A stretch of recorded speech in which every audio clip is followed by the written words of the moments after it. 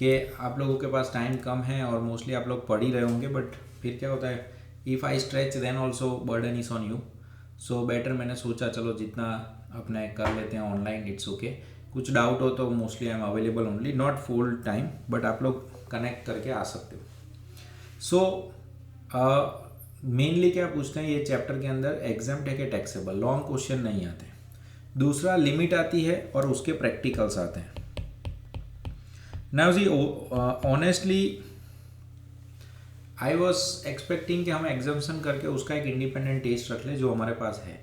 कब रखने का वो आप सबसे मैं पूछ लूँगा, क्योंकि अभी आप लोग FM SM पढ़ रहे हो तो I don't want to disturb you as well.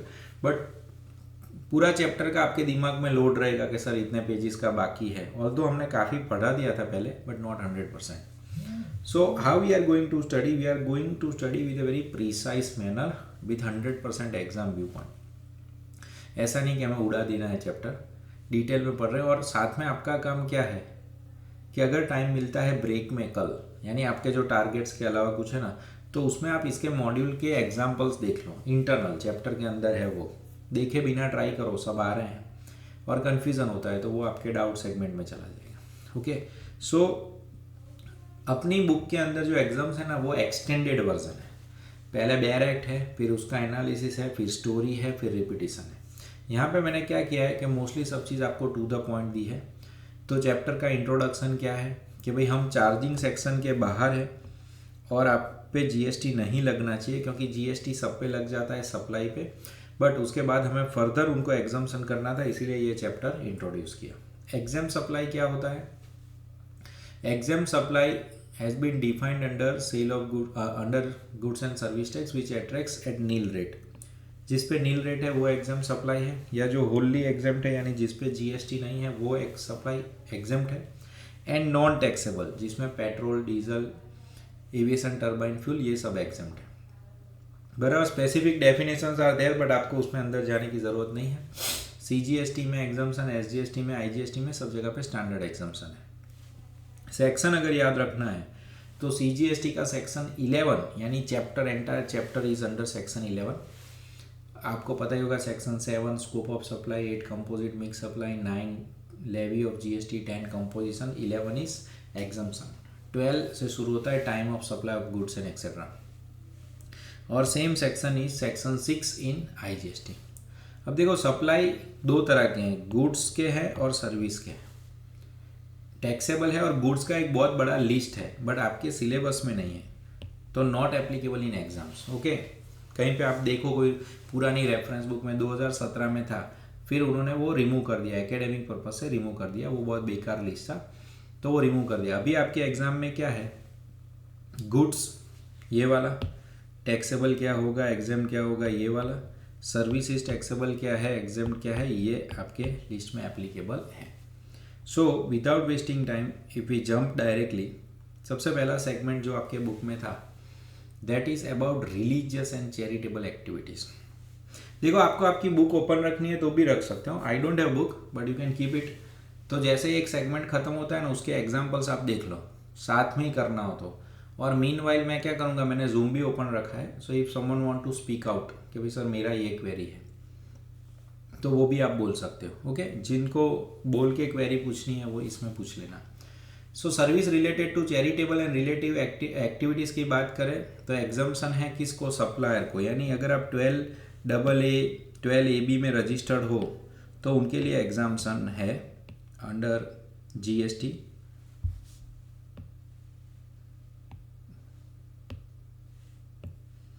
Supplier को जो चैरिटेबल एक्टिविटी देता है किसी भी बंदे को।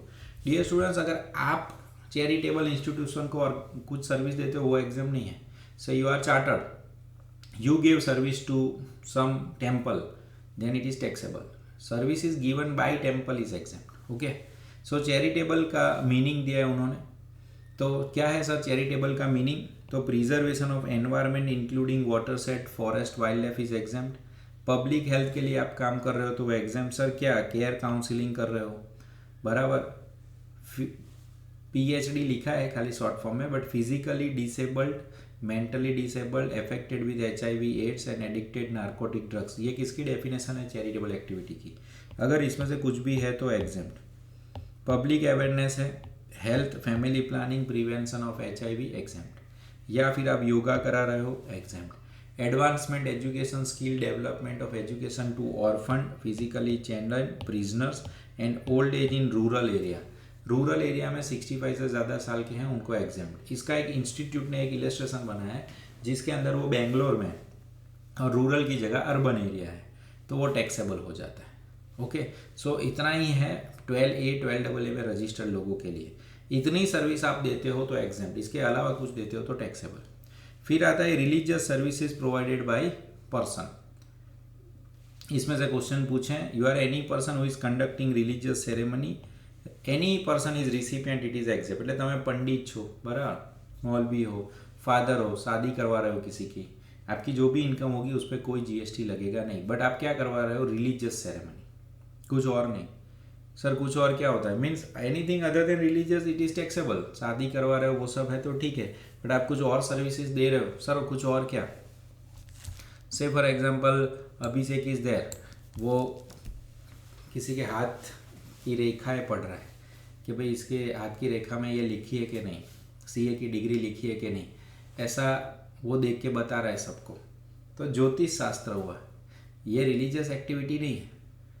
ऐसा अगर आप करके दिखाते हो तो GST लगेगा, बराबर। तो आपको आइडेंटिफाई करना, it has to be religious then it is exempt. Second page पे trust which is registered under 12AA 12AB 1023C 1023BBA, 4 act है।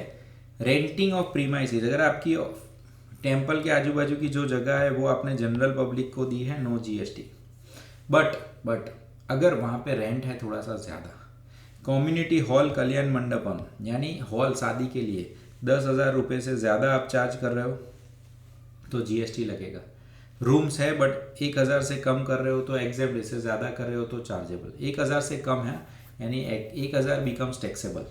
और शॉप वॉप है और आप रेंट पे दे रहे हो 10,000 से कम है पर मंथ, तो फिर वो क्या हो जाता है, एग्जेम्प्ट। 10,000 से ज़्यादा है तो टैक्सेबल, यानी ये लिमिट है लोअर साइड। ओके, हॉल होगा वो पर डे शादी के लिए है, रूम होंगे वो पर डे 1,000 रुपये, और अगर शॉप है तो पर डे नहीं है, पर मंथ है। फिर डियर स्टूडेंट्स, रिलीजियस पिलग्रिमेज, याद है आप लोगों को, भूल गए, 2 ही रिलीजियस पिलग्रिमेज है, बराबर। मुस्लिम्स के लिए हज और हिंदुओं के लिए कैलाश मानसरोवर, कुमाऊं मंडल विकास निगम एंड हज committee. Religious pilgrimage facilitated by government of India under bilateral arrangement is exempt. Is it okay, ठीक है यहाँ तक। फिर ट्रेनिंग एंड कोचिंग, अब यहाँ पे अमेंडमेंट है डियर स्टूडेंट्स, कि पहले क्या था, कोई भी ट्रेनिंग एंड कोचिंग करवाता है ना तो एग्जाम था, अब कोई भी नहीं, उसमें इंडिविजुअल हो गया, यानी कोई कॉर्पोरेट आ जाता है तो उसको टैक्स लगेगा। अगर आप एज एन इंडिविजुअल किसी को ट्रेनिंग करवा रहे हो, कोचिंग करवा रहे हो, रिक्रिएशनल एक्टिविटी करा रहे हो तो एग्जाम, बराबर।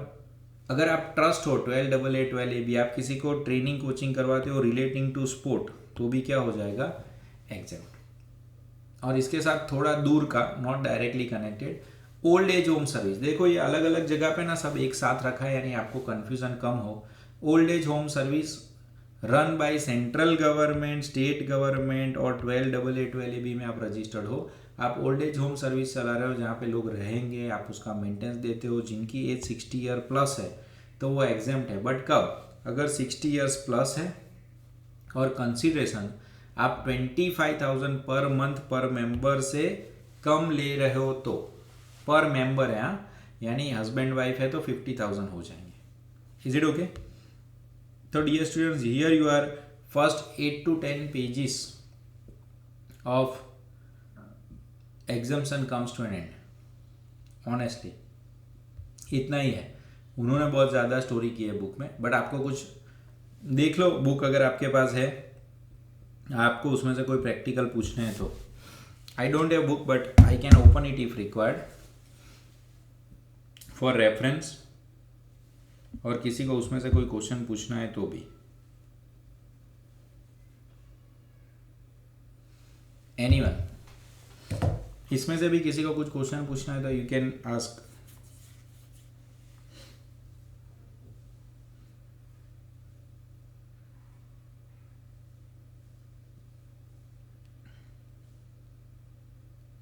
मैं बुक खोल देता हूँ, यानी आपको कुछ क्वेश्चन हो तो आप means in mobile I am opening PDF.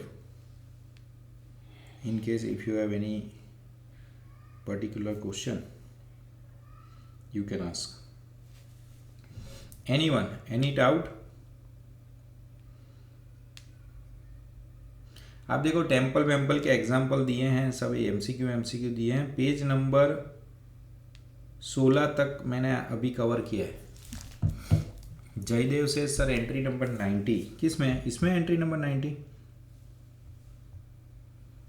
Page number बोलो, page number. What you are reading in module? I have open PDF।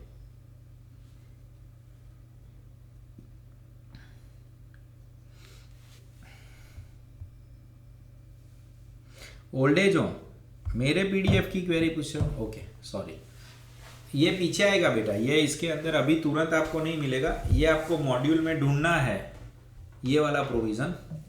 तो ये आपको मॉड्यूल में भी आपको ढूंढना है, तो मैं बता देता हूँ कोई ऐसा।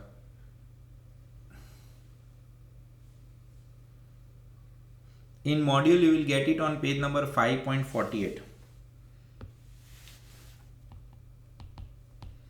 In module you will get it on 5.48। Same entry 12AB में कवर्ड हुए हैं, यहीं आपको नहीं मिलेगा। ये मैंने मर्ज किया है सब, सो गेट एन आइडिया। क्वेरी क्या है इसमें? अगर ये ओल्ड एज होम है, गरीब बूढ़े लोगों के लिए, ये सेंट्रल, स्टेट या ट्रस्ट में कवर होते, तो ट्रस्ट का पॉइंट चल रहा था ना, इसीलिए ट्रस्ट का पॉइंट चल रहा था, इसीलिए ट्रस्ट में डाल दिया। जिसको क्वेरी पूछनी हो ना, वो जनरल में पूछना, क्योंकि पता है किसी को फिर पता ही नहीं चलता कि मैं किसको जवाब दे रहा हूँ। Okay, so I would insist कि भाई जो भी क्वेरी सेटिंग में कुछ चेंज करना हो तो बता देना, बाकी generally anyone can ask question. Okay, so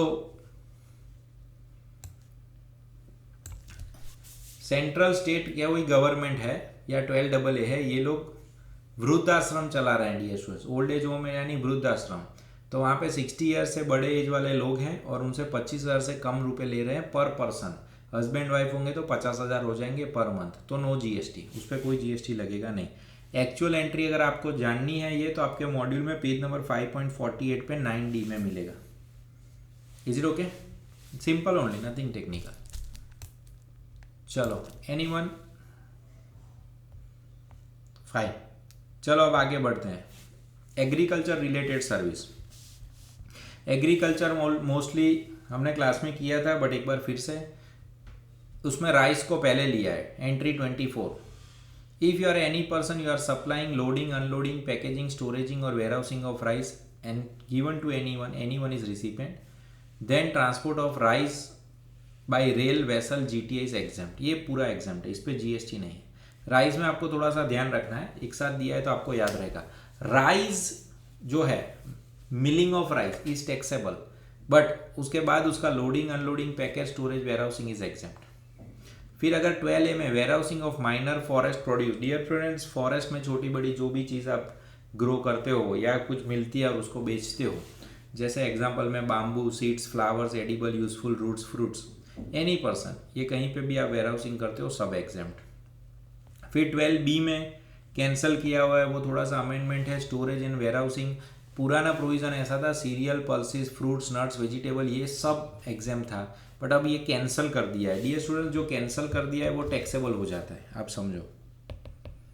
अभी एग्जाम्पशन में खाली 4 ही है, serial, pulses, fruits and vegetables. मैंने क्लास में करवाया था, नहीं किया है आपने बुक में तो ये ध्यान रख लेने का। Storage of warehousing service. फिर डियर स्टूडेंट्स, आप मॉड्यूल पढ़ते हो, जो बच्चे, जैसे स्वाति है, देव है, वेद है, कोई बच्चे जो आप घर पे पढ़ते हो, तो you will find it out कि भाई ये पेज में आंसर है वो अभी के साथ कुछ मैच नहीं हो रहा, तो वो एक्चुअली है ना पुराने प्रोविज़न के हिसाब से करेक्ट था, तो एक दो जगह पे रह गया होगा, क्योंकि इतना कंपाइलेशन जो भी मेहनत करता है उसमें टाइम चला जाता है और मैंने उतना वर्ड टू वर्ड देखा ही नहीं। बट हाँ, you can share to me, मैं उनके नाम का रेफरेंस के साथ ग्रुप में शेयर कर दूंगा कि ये बच्चे ने ये गलती निकाली है, तो दूसरे बच्चे को हेल्प रहता है, बराबर। यानी those who are reading first they will help you in out. तो यहाँ पे ना फ्यूमिगेशन सर्विसेज पहले टैक्सेबल थी डियर स्टूडेंट्स, और ये जब टैक्सेबल था तो इंस्टीट्यूट ने इसके क्वेश्चंस पूछे थे, बट अब फ्यूमिगेशन सर्विस जो है वो सॉरी, पहले वो एग्जाम थी, अब टैक्सेबल है। हम पढ़ रहे हैं एग्जाम्शन, उसमें कैंसलेशन का मतलब वो हो गया, अब वो टैक्सेबल हो गया। फ्यूमिगेशन सर्विस એટલે जो हम इंसेक्टिसाइड पेस्टिसाइड्स डालते हैं वो अब टैक्सेबल हो गया। पहले गुप्ता पेस्टिसाइड्स करके कंपनी का क्वेश्चन इंस्टीट्यूट ने 2-3 बार पूछा था, आपके मॉड्यूल में भी था, but now it is taxable. Then agriculture or agriculture related service means you are a supplier, you are servicing relating to cultivation of plant, rearing of all life forms animals except rearing of horse. Horse आपको पता है taxable हो जाता है for food, fiber, fuel, raw material and similar products to anyone. Agriculture directly related to production of agriculture produce is exempt, be it cultivation, harvesting, threshing, plant protection and testing. Individual manpower supply is taxable, but supply of farm labor is exempt. Process carried out at agriculture farm is exempt. उसमें कोई भी काम हो, tending, pruning, cutting, harvesting, drying, cleaning, trimming, sun drying, fumigating, देखो ये फ्यूमिगेटर में ना ये सब एग्जाम था, बट फिर फ्यूमिगेशन जो अभी मैंने आपको बताया सर्विसेज इन वेयर हाउस ये अब टैक्सेबल हो गई, बराबर। Sorting, grading, cooling etcetera is exempt. Any such operation which do not alter the essential characteristics, तो आपको याद होगा बच्चों जैसे एग्जाम्पल थे, tomato is exempt, tomato ketchup is taxable, potato is exempt, potato chips is taxable, याद है ना। Only marketable to primary market is exempt. Renting and leasing of agro machinery, dear students आप कोई भी जेसीबी मशीन रेंट पे दोगे GST लग जाता है, बट अगर एग्रो मशीनरी है, ट्रैक्टर है, थ्रेसर है, वैकेंट लैंड देते हो तो उस पर जीएसटी नहीं लगेगा, सब बेनिफिट फार्मर्स को। Loading, unloading, packaging of warehousing agriculture produce is exempt. Agriculture extension service is exempt. APMC जो होता है, एपीएमसी पता है ना, जहाँ पे हम जाके कोई भी गुड्स बेच सकते हो और वहाँ पे लोग होंगे जो गुड्स खरीद लेंगे on behalf of government, they will sell to wholesaler and retailer, वो कमीशन एजेंट में काम करते हैं, वो सब एग्जाम्प्ट। और फिर से एच एंट्री आई जो मैंने आपको बोला, fumigation in warehouse is now taxable.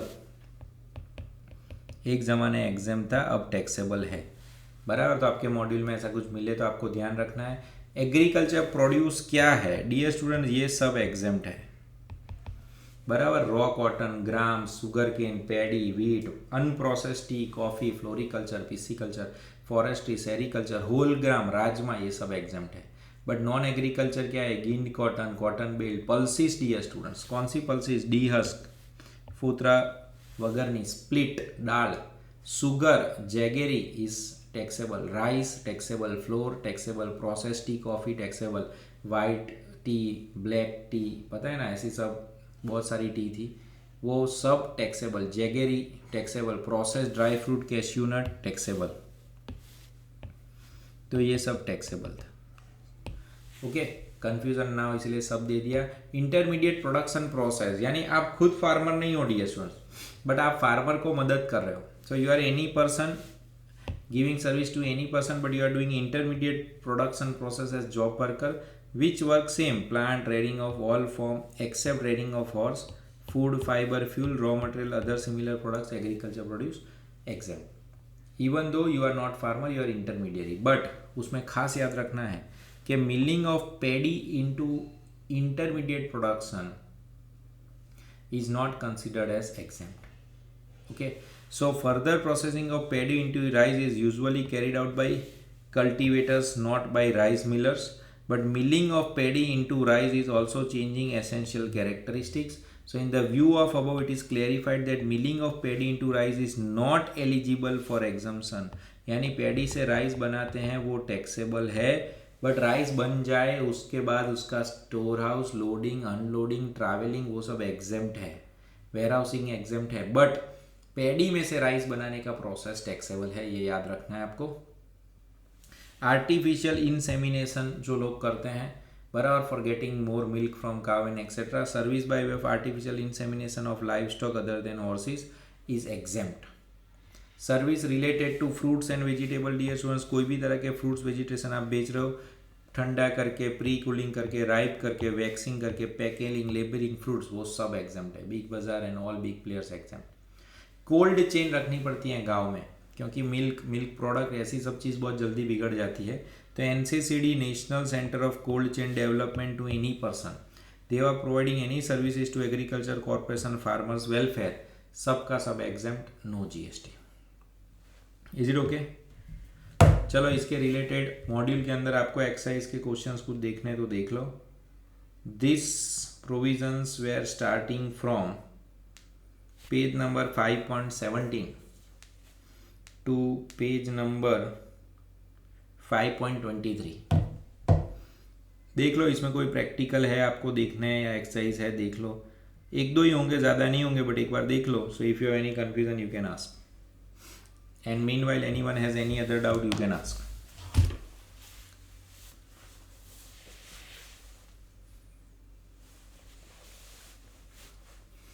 सी इस चैप्टर में से लॉन्ग क्वेश्चन नहीं आता, इसलिए मैं सबसे पहले इसको ही पढ़ाता था टू गेट एन इनसाइट कि भाई इसको लर्न नहीं करना है, खाली taxable exempt and limits. If limits are there you have to remember.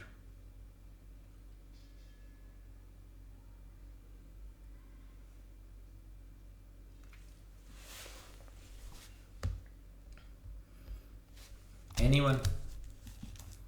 Any doubts? Sir fumigating in warehouse का मतलब क्या होता है? फ्यूमिगेटिंग यानी बाहर को जीवात आई है नीचे दी. आप लोग कभी गांव में आपने देखा नहीं होगा, बट जनरली घर में भी ऐसा होता है. आपके घर पे भी अगर गेहूँ चावल आप रखते हो ना, फिर उसको ओपन नहीं करते तो 6 महीने के बाद वो बिगड़ जाते हैं. उसमें कहीं से भी जो क्या है जीवात आई जाए नाना नाना. ओके तो फ्यूमिगेशन क्या होता है? उसके लिए दवाई होती है. यानी आप समझो ना कि क्या बोलते हैं, आपके घर पे वो ज़मीन के नीचे से आते हैं, उसको क्या बोलते हैं? टर्माइट्स आ जाते हैं ना कई बार. मैं सब बोल रहा हूँ, it's not only termites, it's in total. खेत में भी होता है भाई. कोई भी आपका प्रोडक्शन हुआ है वो बिगाड़ ना दे, उसके लिए आप जो दवाई डालते हो वो सब आ जाता है. Everything is covered in that fumigation. या फिर पता है कई बार बहुत मच्छर आ जाते हैं तो सरकार फ्यूमिगेशन करती है, वो रोड पर दवाई छाटते रहते हैं. जब जनरली ये मलेरिया और डेंगू बहुत होते हैं तो वो that all is covered under fumigation. It's a broad term fumigation. चलो is it okay? Artificial insemination क्या होता है? आर्टिफिशियल इंसेमिनेशन बेटा बचपन में आप लोगों ने पढ़ा नहीं कि दो ब्रीड को डेवलप करते हैं फॉर गेटिंग मोर मिल्क. से for example I will give you one simple example कि इंडिया की कोई गाय है, वो जनरली 2-3 किलो या 2-3 लीटर दूध देती है. तो फॉरेन की कोई गाय है, वो 10-15 लीटर दूध देती है. तो ये लोग क्या करते हैं, उनके जीन्स जो होंगे ना उसको एक दूसरे में ट्रांसप्लांट करते हैं.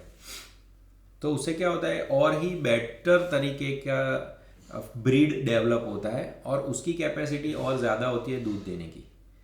सो it is like test tube baby concept only, but combination of good things, जिसकी वजह से जैसे हम लोग ये आर्टिफिशियल इंसेमिनेशन जैसा इंडिया वाले डेयरी प्रोडक्ट में भी करते हैं और even they are doing in wheat. Let me give you one example. जैसे एक वीट का प्लांट है, तो वीट का प्लांट है ना, उसकी साइज छोटी है ज़मीन से, बट उसमें वीट अच्छा ग्रो हो रहा है. उसके जो सीड है वो अच्छे हैं, बट क्या है वो प्लांट इतना कमज़ोर रहता है कि अगर ज़्यादा हवा आती है तो वो ज़मीन के साथ टच हो जाता है तो वीट बिगड़ जाता है, वीट गेहूँ. अब मान लो यूएस में ऐसा वीट है जिसका जो स्टेम है वो काफ़ी स्ट्रॉन्ग है, बट उसके ऊपर वीट जो आ रहा है ना वो इतने अच्छे क्वालिटी के नहीं है. तो वो लोग क्या करेंगे, इसके जीन्स और इसके जीन्स का कॉम्बिनेशन करते हैं और एक नया प्लांट बनाते हैं जिससे स्टेम इसमें से आएंगे और सीड की क्वालिटी इसमें से आती है. Okay, that is artificial not original.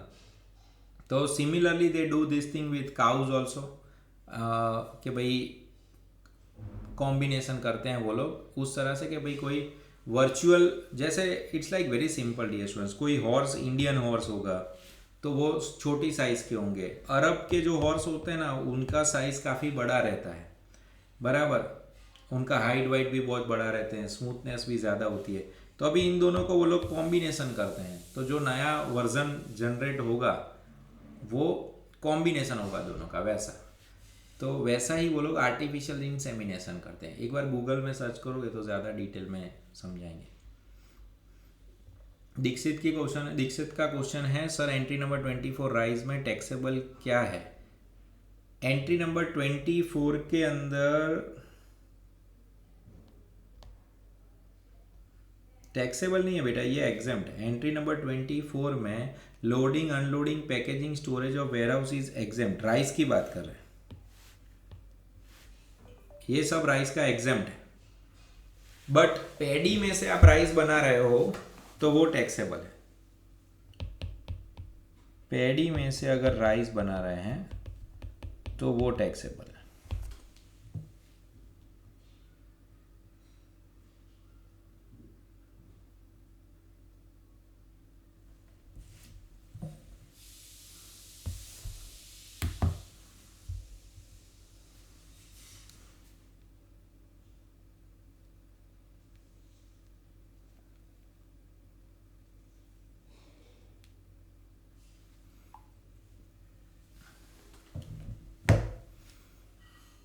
चलो, अभिषेक का क्वेश्चन है, sir entry number 24 GTA service of rice is exam, तो फिर अगर इंटरस्टेट हो गया ईवे बिल को टैक्स के साथ कोई लेना देना नहीं है डियर स्टूडेंट्स। आप लोग कंफ्यूज मत हो जाओ। मैंने ईवे बिल में पढ़ाते वक्त भी बोला था कि ईवे बिल को टैक्स के साथ कोई लेना देना नहीं है। 50,000 से ज़्यादा का वैल्यू है तो ईवे बिल बनाना है, बराबर। एग्जाम्प्ट हो या टैक्सेबल हो, 50,000 से ज़्यादा हो तो ईवे बिल चाहिए, बराबर। Again I am repeating, if you are asking question in individual, मैं जवाब देने में मुझे डिफिकल्टी है। क्यों पता है? दूसरे लोगों को ऐसा लगता है सर पागल है, किस चीज़ का जवाब दे रहे हैं। You ask question in general so other student will get idea कि क्या क्वेश्चन है और सर किसका आंसर दे रहे हैं। ओके, जो आंसर देने जैसे होंगे वो मैं देता ही हूँ, उसमें कुछ मुझे कोई फ़र्क नहीं पड़ता। हाँ, आई एम जस्ट शेयरिंग, इसमें कुछ ऐसा है ही नहीं आंसर ना दे सके ऐसा। ओके, चलो श्रुति का क्वेश्चन क्या है? Sir please explain cold chain. बेटा कोल्ड चेन यानी आप समझो कि दूध और दही और वो सब चीज़ कैसी होती है, उसका लाइफ लिमिटेड है। Even if you talk about meat और नॉन वेज, तो गांव में लोगों के पास फ्रीज नहीं होते ना, तो गांव में ऐसा कोल्ड चेन होता है। आप आपका प्रोडक्ट रखो रेंट पे, यानी आप अपनी चीज़ रखो, फिर चाहिए तब लेके जाना, तो वो गवर्नमेंट को रेंट देते हैं, तो उस पर जीएसटी नहीं लगता, उस पर जीएसटी नहीं लगता। Okay, replying to Srishti.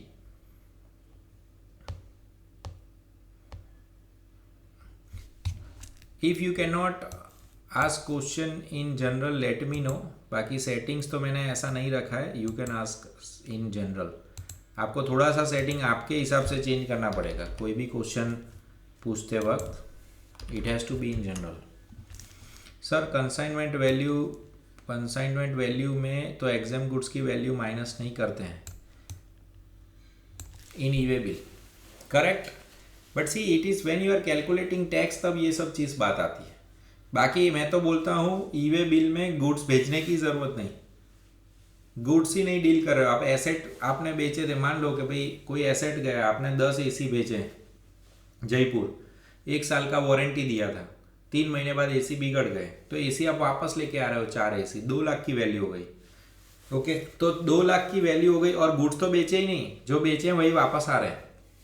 Then also when goods are coming back you have to raise a e way bill. E way bill का इनिशियल लाइंस पढ़ोगे तो वहां पे ऐसा लिखे है, e way bill is to be issued when there is supply and even when there is no supply।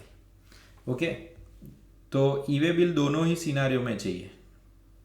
जैसे मान लो मैं आपको बता देता हूं, अगर मिल जाता है तो e way bill is required in all scenarios dear students. अपना चैप्टर क्या था? E way bill.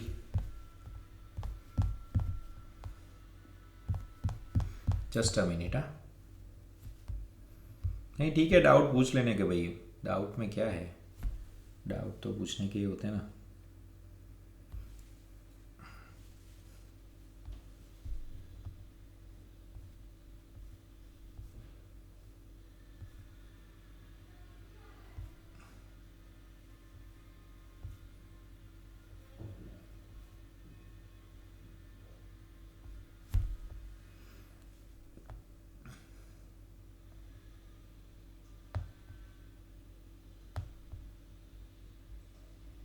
See, when you go to your module in page number 12.6, when e-way bill is required to be generated, तो अपने दिमाग में क्या चलता है, वैल्यू 50,000 और कंसाइनमेंट वैल्यू.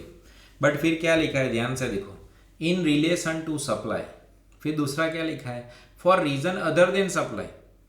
यानी सप्लाई में आप टैक्सेबल और एग्जाम की बात करोगे, सप्लाई नहीं भी है ना तो भी ई वे बिल तो चाहिए ही. ई वे बिल का तो लॉजिक ऐसा है कि अगर आप गुड्स का मूवमेंट यहाँ से वहाँ कर रहे हो तो हमें पता होना चाहिए, बात खत्म. वैल्यू 50,000 से ज़्यादा है, टैक्स नहीं है तो भी. ओके चलो, सो आई होप क्वेश्चन आंसर्स हो गए काफ़ी लोगों के. कुछ है दिमाग में तो बोल दो, अदरवाइज बाद में भी पूछ सकते हो, ऐसा कुछ नहीं. चलो let's go ahead. Let's go to third part, education service. School के बारे में था, एंट्री नंबर 66. मैंने क्लास में ऐसा बोला था, अगर ये एंट्री नंबर 66 याद रख सकते हो तो रखो. यूँ तो मैं एंट्री मना करता हूँ, ज़रूरत नहीं है, बट एंट्री 66 थोड़ा यूनिक है. इफ़ यू कैन रिमेंबर, काफ़ी बार पूछते रहते हैं. चलो ध्यान से देखो. Service is provided bye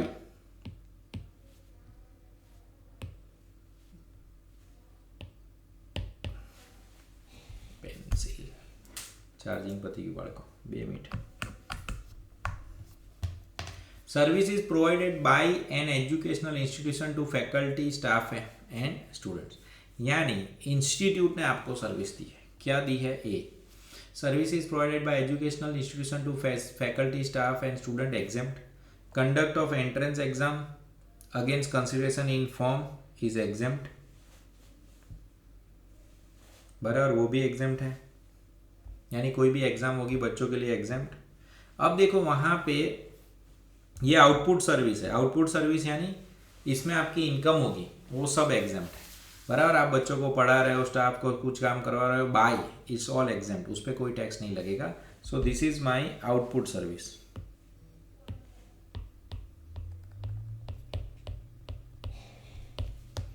now this is my input service.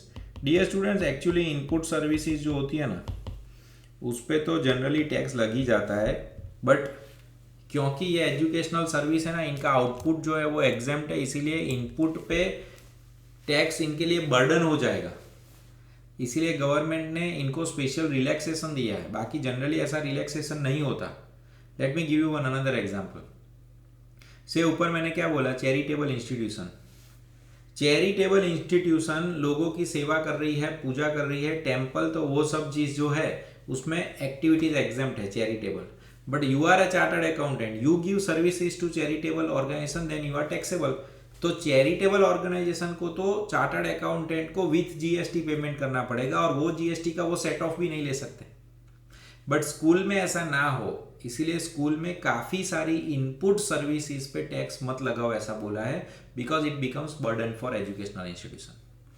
So service provided to educational institution, service provided to educational institution, उसमें 5 पॉइंट थे. उसमें से पहला, दूसरा, तीसरा जो है, that is transportation of student, faculty and staff, catering including mid day meal by central and state government, security, cleaning etcetera. ये है ना अप टू हायर सेकेंडरी ही एग्जाम्प्ट है, यानी up to 12 standard. Up to 12 standard module में सब mix हो जाता है, अप टू 12 स्टैंडर्ड ही एग्जाम्प्ट है. इसका ऐसा मतलब होगा, यानी थर्ड नंबर की एंट्री इंस्टीट्यूट ने एक बार फाइनल में ऐसे क्वेश्चन पूछे हैं. थोड़ी बातें स्कूल की करता है, फिर प्राइवेट क्लास का होता है, कॉलेज, सब मिक्स करके क्वेश्चन बनाते हैं. तो उसमें ना कॉलेज में सिक्योरिटी और क्लीनिंग का खर्चा हुआ तो क्रेडिट मिलेगा, तो आंसर इज नो, क्योंकि पहला, दूसरा, तीसरा क्लॉज सिर्फ अप टू 12 स्टैंडर्ड तक है. चौथा नंबर का जो है वो सबके लिए है, relating to admission of conduct of examination by such institution, that is educational institution. Supply of online education journals और periodicals, supply of online education journals or periodicals. 2, educational institution except preschool up to higher secondary and vocational training. यानी अगर आप online education journal है तो वो दूसरे सब के लिए, अगर वो प्री स्कूल के लिए है, हायर सेकेंडरी के लिए है, तो टैक्सेबल. क्यों? क्योंकि इसके बेस पे ही Byju's and etcetera becomes brand, तो उस पर उनको टैक्स भरना पड़ेगा. यानी यहाँ पे आपको एग्जम्पशन दिया नहीं. ओके, यहाँ पे उनको एग्जम्पशन दिया नहीं है. Is it okay? अब क्वेश्चन आता है एक बार फिर से डियर स्टूडेंट्स, इनपुट सर्विसेज 3 चीज, transportation, catering, mid day meal, security cleaning is exempted up to higher secondary, that is up to 12th. Services relating to conduct of examination for all. Online is exempt for colleges. Online is exempt for colleges and vocational institution, but अगर school है तो वो taxable हो जाएगा. Is it okay? ठीक है. Then question comes, sir educational institution क्या होता है वो तो बोलो.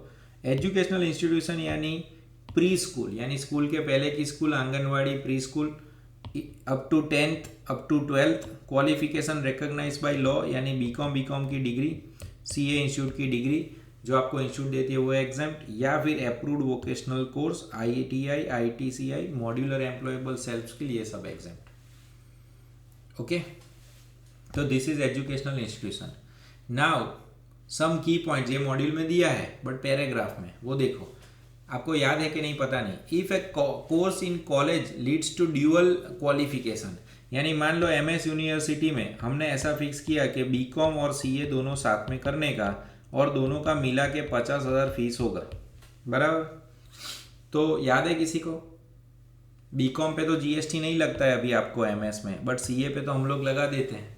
तो अगर दोनों का कोचिंग साथ में होगा तो टैक्स लगेगा कि नहीं. There is a question of Abhishek कि sir advocate service to charitable trust exempt, बराबर. एग्जेम्प्ट अभिषेक का क्वेश्चन एग्जेम्प्ट इसीलिए क्योंकि एडवोकेट में ऐसा है कि advocate is under reverse charge.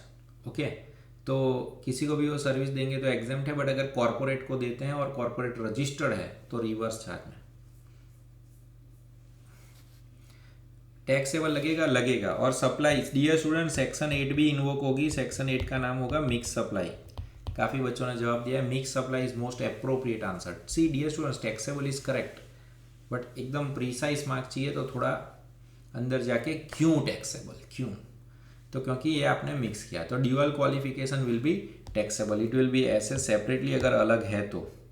फिर आर्टिफिशियली बंडल किया है, यानी आपको ज़रूरत नहीं थी फिर भी आपने बंडल किया, तो उसे मिक्स सप्लाई कहते हैं. और मिक्स सप्लाई कहते हैं तो विचर इज हाईएस्ट रेट लगता है.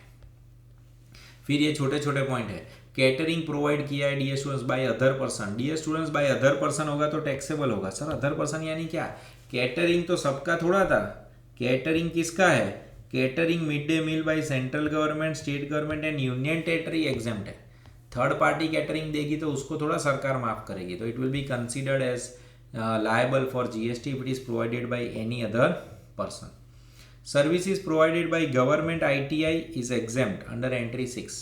मैरीटाइम ट्रेनिंग इंस्टीट्यूशन एजुकेशनल के होंगे वो भी exempt. Security and house keeping provided within premises of educational institution up to HSC, that is up to 12th, is exempt. But if it is outside premises then it will be taxable. Dear students, housekeeping अंदर अपने वहाँ होना चाहिए, बाहर नहीं. आपके premises के अंदर, बाहर होगा तो वो taxable हो जाता है. That you have to take care.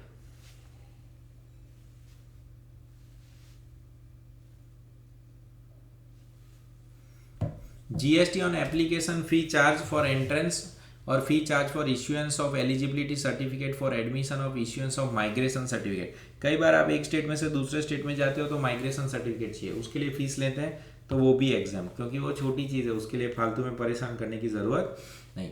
It has been clarified that authority for body setup of central government, state government, national testing agency, कोई भी एंट्रेंस एग्जाम होती है which is by way of government, वो भी exam. Okay, इसमें खाली एक चीज़ रह गई ऐसा लगता है in my opinion, that is about IIM. Okay, IIM में जो भी 2 years के 5 years के इंटीग्रेटेड कोर्स है वो एग्जाम्प्ट है, उस पर GST नहीं लगता. और IIM में जो एग्जीक्यूटिव प्रोग्राम है, यानी वो खाली पेमेंट ऑफ फीस के लिए, उसके लिए कोई एंट्रेंस एग्जाम नहीं है, कैट बेट कोई एग्जाम नहीं है. एग्जीक्यूटिव कोर्सेज जो है विच इज़ ओपन, और उसको स्टूडेंट भी नहीं वो बोलते हैं, वो लोग बोलते हैं पार्टिसिपेंट्स, उस पर GST is applicable.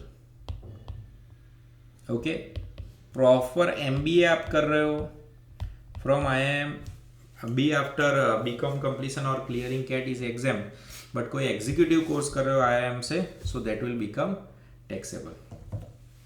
Is it okay? तो डियर स्टूडेंट्स, ये एजुकेशनल सर्विसेज के पॉइंट थे। उसमें आपको काफ़ी सारे एग्जाम्पल मिलते हैं मॉड्यूल के, and I have tried to cover up to page number 5.39 तक। एक बार देख लो dear students, up to 5.39। If you any doubt पूछ लो। किसी को पानी वानी पीना है, वॉशरूम जाना है तो जाके आओ। Tell me. Meanwhile if anyone has any doubt you can ask. Module के अंदर भी एग्जाम्पल आपको देखने तो देख लो साथ में, इट्स ओके, कोई ऐसा बड़ी बात नहीं है, अपने को ऐसा भगाने का नहीं है। But they have done story more in module, but initial phase में क्या अपने पास भी टाइम होता है, रिजल्ट आया नहीं होता तो हम लोग भी धीरे धीरे ही पढ़ाते हैं। बाकी ये चैप्टर ऐसा नहीं है कि इट रिक्वायर्स ट्रिमेंडस आउटपुट। और बस अभी तो आपके पास स्कैनर भी है, तो आप स्कैनर भी देख लोगे तो आपको पता चल जाएगा। Sir can you please repeat IIM point? Yes, IIM वाला पॉइंट क्या था? Indian institute of management. उसमें देखो दो तरह के कोर्स होते हैं। एक कोर्स कैसा है, MBA ही कराते हैं वो तो। एक क्या है, आप कैट का एग्ज़ाम पास करके सीधा MBA में एडमिशन लेते हो, तो you get, they give you degree. और क्या पढ़ा हमने, रिकॉग्नाइज डिग्री देते हैं तो एग्जाम। या फिर 12th के बाद इंटीग्रेटेड कोर्स है 5 साल का, उसमें भी MBA का डिग्री थे, उस पर GST नहीं लगेगा। बट IIM वाले हैं ना, ऐसे कोर्स चलाते हैं, short term course, executive course, short term course, 1 महीने का कोर्स, 3 महीने का कोर्स, और उसमें एडमिशन किसको मिलता है? सबको। Who can take admission? Anyone. कैसे? On payment of fees. On payment of fees अगर आपको एडमिशन मिल रहा है तो उसमें आपको डिग्री नहीं मिलती। यहाँ पे आपको डिग्री नहीं मिलती, यहाँ पे वो आपको खाली सर्टिफिकेट देते हैं, पार्टिसिपेंट सर्टिफिकेट। आप इसमें पार्टिसिपेट हुए थे, it's not a degree, no degree. Okay, तो when there is no degree there is no GST। Sorry, no degree है तो उस पर GST लगेगा, डिग्री है तो no GST, it is exempt. ACCA पे GST लगता है because ACCA is not Indian institute, IIM is Indian institute. Institution has to be Indian. Correct, good question. कौन है? आयुष। अभी से question, sir ICI exam fee exempt? ICI का exam fee exempt है dear students. Reason क्यों है? ICI gives you a degree which is recognised by law. ICI gives you degree which is recognised by law. Srishti, okay. Devang, sir certification course are exempt in IIM? No, certification course are taxable, regular course is exempt. Screen पे क्या लिखा है मैंने? Regular course are exempt, certification course are taxable.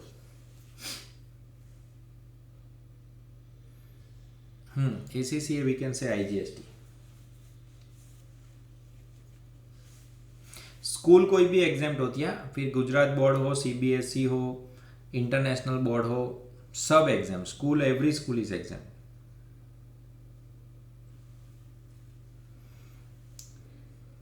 Module જોઈ લો बाળકો, कोई ने उसमें से कुछ, किसी को कुछ पूछना है, मैंने PDF ओपन करके रखा है, अगर आप कुछ पूछोगे तो I will able to guide. Phone charge कर देता हूँ मैं।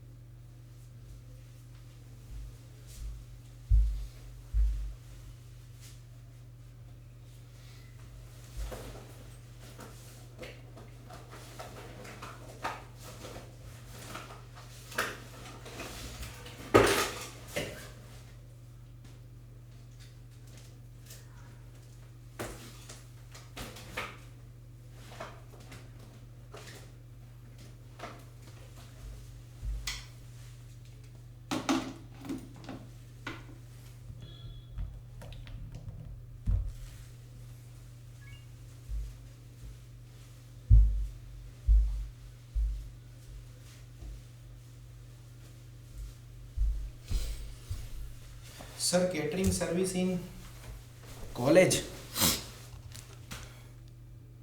catering service in college is, catering service in college is taxable Dikshit. Sir क्यों बेटा? 1 2 3 पॉइंट स्क्रीन में क्या है? कैटरिंग, ट्रांसपोर्टेशन, यहाँ पे बाजू में मैंने लिखा it is up to 12th only. Okay, छोटे बच्चों के लिए।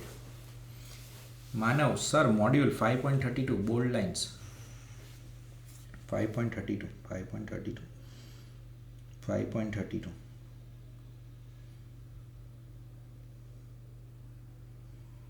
ये एंट्रेंस एग्जाम है। NB, national board of examinations. National board of examinations यानी क्या? अभी गवर्नमेंट ने क्या किया आपको पता है ना, JEE, मेडिकल की एंट्रेंस, ये सब उन्होंने सेंट्रलाइज कर दिया है। यानी उस पर क्या हो कि भाई कोई प्राइवेट इंस्टीट्यूट का वर्चस्व बना रहे, कैपेबल बच्चे सब सिलेक्ट हो। जैसे अभी वो 12th फेल पिक्चर के अंदर वो गरीब बच्चा था, वो सिलेक्ट हुआ, बाकी नहीं होना चाहिए। तो ऐसा नहीं है, वो डिसेंट्रलाइज किया है गवर्नमेंट ने। दैट ऑल एग्जामिनेशन, वो खाली बोर्ड है, बाकी उसके रिलेटेड सब चीज़ों की सब मोस्टली आपको एग्जाम्प्टी मिलेगी, उसमें कोई टैक्सेबिलिटी नहीं आएगी। और सुनो, एक इंस्टीट्यूट का नोटिफिकेशन जो है ना थोड़े पेजेस का, उसका भी मैं एक छोटा सा वीडियो बना के शेयर कर दूंगा, that you can see when you are free. Medical exams का है वो। सर हमने जो 18,000 रुपये ICI को दिए थे वो किसके देते हैं? वो बुक्स के और रजिस्ट्रेशन के, बट उस पर भी GST नहीं लगता। 18,000 पे GST लगाते तो ऐसी राउंड फिगर होती ही नहीं है, क्योंकि GST 18% है, तो कोई भी अमाउंट ऑड हो जाएगी। If someone is charging round figure default, it means कि उस पर GST नहीं है।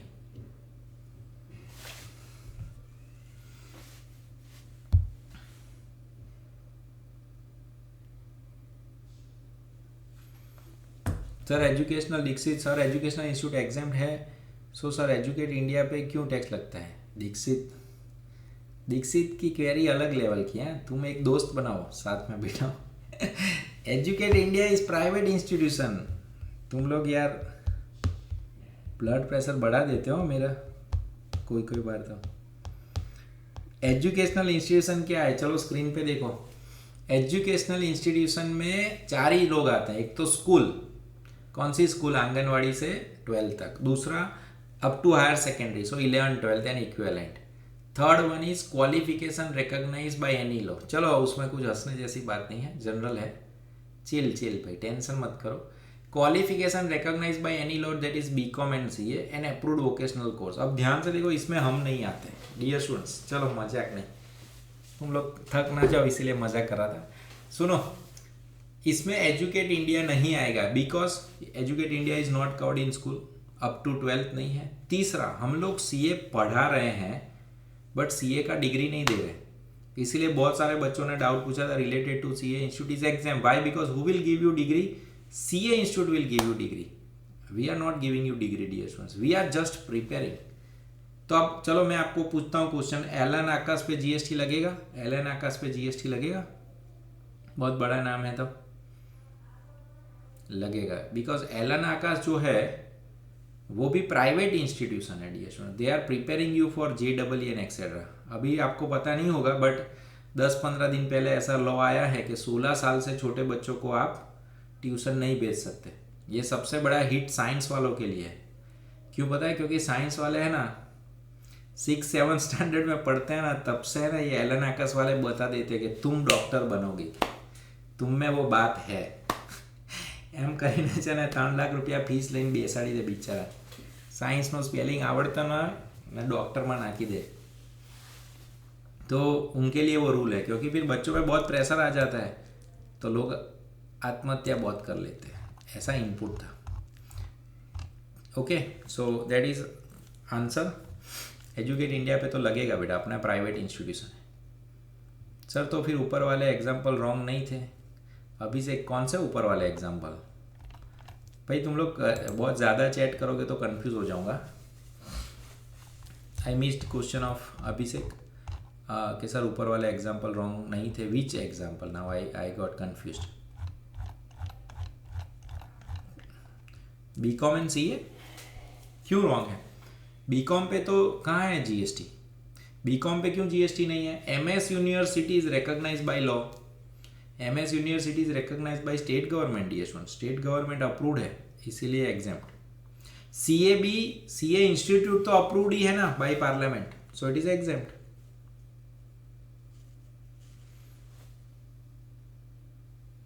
हाँ, और सर सीए पे भी तो नहीं है मिक्स वाला, बट डीएस वाज मिक्स में क्या हुआ आप ध्यान से सुनो, बीकॉम इज एग्जेम्प्ट और मैंने सीए इंस्टीट्यूट के साथ टाई अप किया। See it was not CA institute, it was us, I have done tie up with B Com. तो क्या होता है, B Com is exempt and my Educate India is taxable. मैं बीकॉम के साथ मर्जर करता हूँ तो ये मिक्स हो गया ना, तो क्या हो गया, एक एग्जेम्प्ट हो गया, एक टैक्सेबल हो गया कॉम्पोजिट और मिक्स सप्लाई में, तो which are is higher, so we are liable for 18% GST, तो टोटल पे जीएसटी लग जाएगा। When I am telling B Com plus CA is not MS plus ICAI, it is MS plus Educate India. MS plus ICI will be exempt only because both are exempt, आप जितने question को modify करोगे ना तो answer change होता रहता है, because your questions are now refined. अभी तुम लोग टैलेंटेड हो गए तो थोड़ा क्वेश्चंस और आते हैं आपके, but fine, you should ask. चलो बढ़े आगे, चलो first level. Now we are going for health care services. Dear students,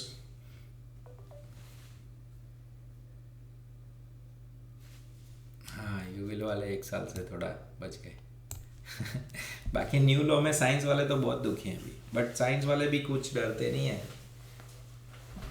वो लोग क्या करेंगे, इसका रास्ता निकालेंगे।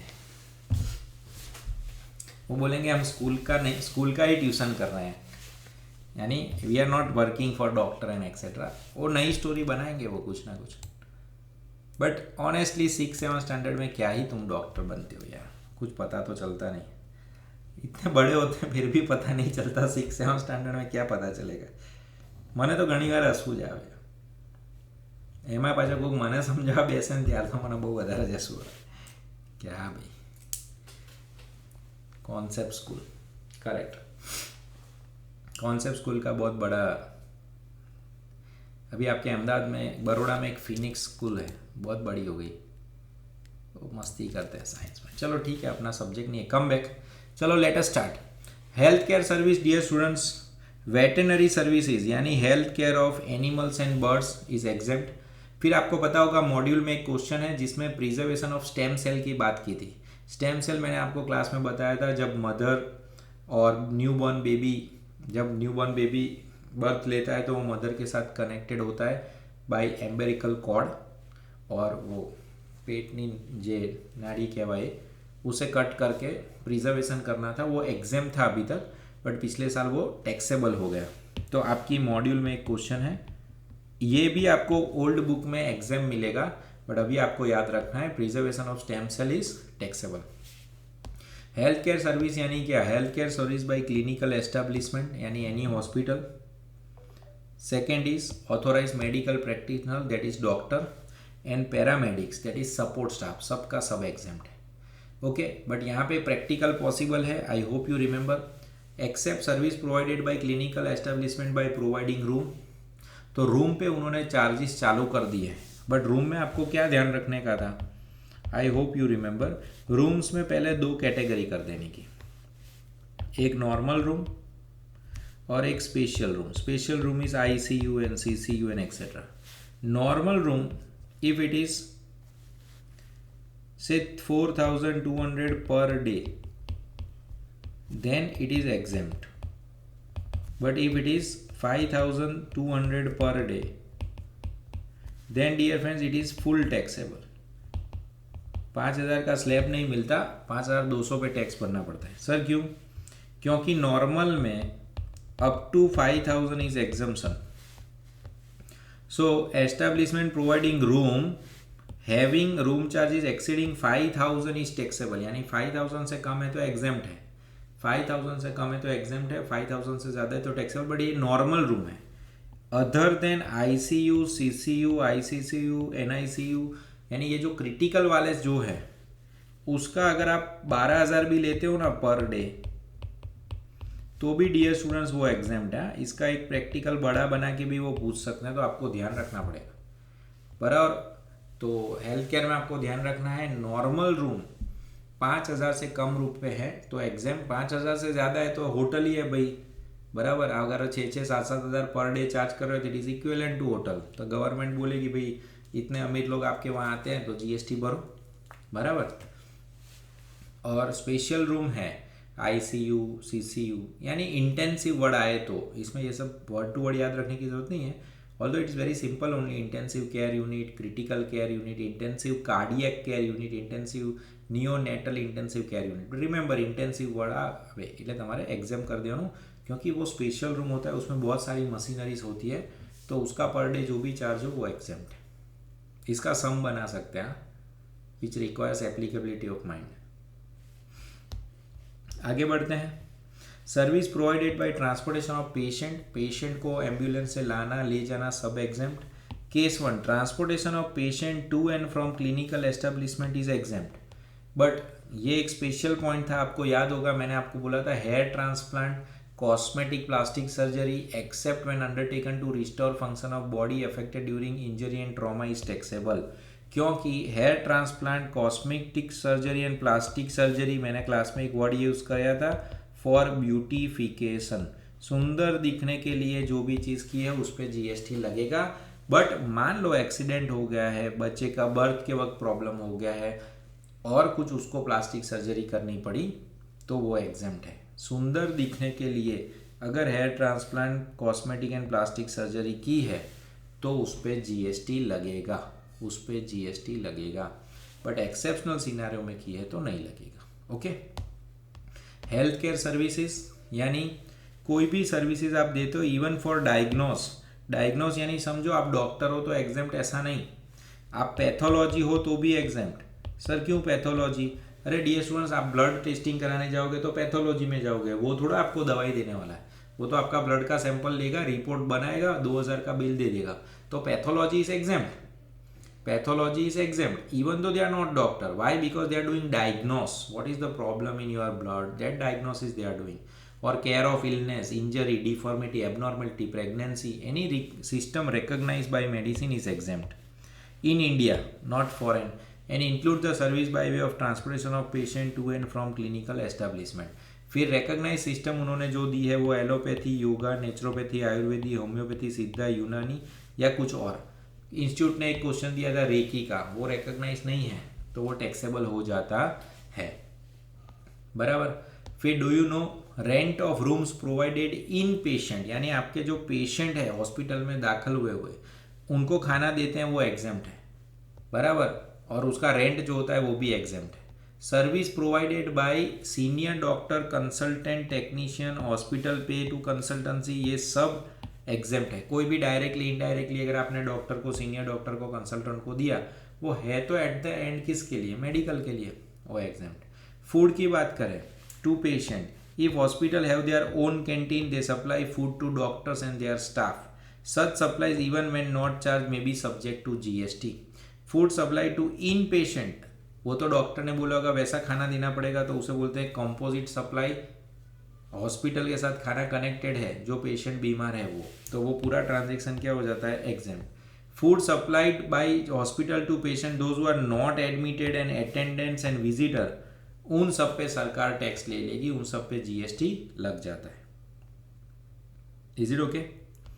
फिर एम्बुलेंस सर्विस है provided by private player on behalf of state government are also exempt. Dear student, ऐसा नहीं कि एम्बुलेंस प्राइवेट हो तो लग जाएगा, है तो भाई आदमियों को एक जगह से दूसरी जगह पहुंचाने के लिए ना, बचाने के लिए, तो it is exempt. Entry 3 as a pure agent and not composite supply involving supply of goods.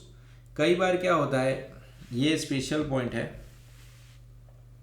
Government को ये यहाँ पे नहीं आना चाहिए था बट गवर्नमेंट है ना, इसलिए उन्होंने साथ में डाल दिया। डियर स्टूडेंट्स, अगर कोई कंपोजिट सप्लाई है सर्विस, गुड्स और सर्विस का, उसमें प्योर सर्विस है तो उस पर जीएसटी नहीं लगता है। बट अगर कंपोजिट सप्लाई के अंदर गुड्स और सर्विस दोनों हैं और गुड्स का वैल्यू जो है नॉट मोर देन 25% है तो एग्जाम्प्ट है। ये इसको मैं आपको प्रैक्टिकल में करके बताता हूँ, थोड़ा ध्यान से देखो, क्लास में भी मैंने बताया होगा, नहीं बताया तो अभी ध्यान रखो।